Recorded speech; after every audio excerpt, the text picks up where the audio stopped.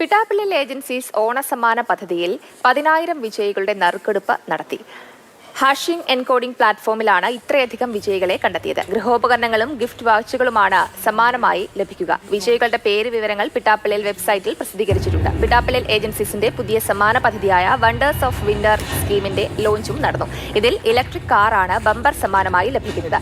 ഇടപ്പള്ളി ഷോറൂമിൽ നടന്ന ചടങ്ങിൽ പിട്ടാപ്പിള്ളിൽ MD പീറ്റർ പോൾ, ഡയറക്ടർമാരായ Kiran Varghese, Maria Paul, Ajo Thomas, Francis Pittappillil എന്നിവർ പങ്കെടുത്തു. പിട്ടാപ്പിള്ളിൽ ഏജൻസീസിന്റെ 2024 ഓണത്തിൻ്റെ നറുക്കെടുപ്പാണ് ഇന്നിവിടെ നടന്നത്.